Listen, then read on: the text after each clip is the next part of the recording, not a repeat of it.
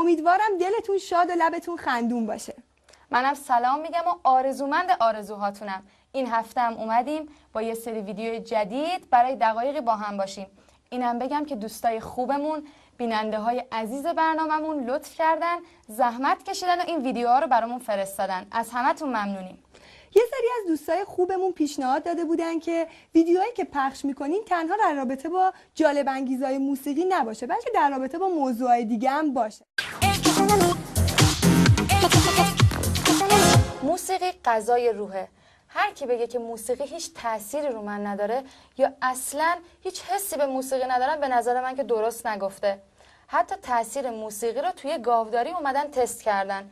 دیدن گاوایی که براشون موسیقی پخش میشه هم از نظر شیردهی هم از نظر رشد و پرورششون خیلی بهتر از گاوایی بودن که براشون موسیقی پخش نمی‌کردن. اتفاقا این تست رو گلام انجام دادن، خیلی خوب جواب داده. درسته. حالا ویدیویی که میخوام بهتون نشون بدم یه ویدیویی که تو مزرعه است. تو این مزرعه یه کنسرته که تو این کنسرت یه سری نوازنده اومدن دارن ساز بادی میزنن. تماشاگرها این دفعه آدما نیستن. این ویدیو میخواد علاقه‌مندی حیوونا رو به موسیقی نشون بده. بریم یه دقیقه این ویدیو رو با هم ببینیم و برگردیم.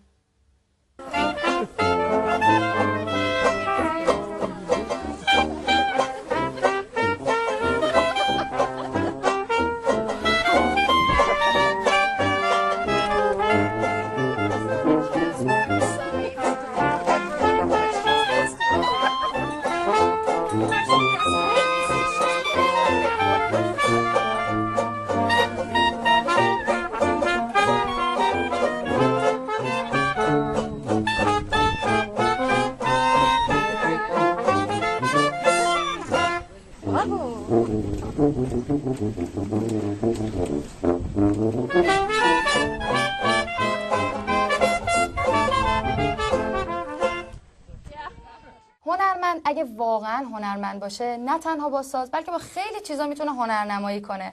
ما تو ویدیوهای قبلی داشتیم که با یه سری قوطیایی که خیلی از آدما اونا رو دور میریزن هنرنمایی میکردن.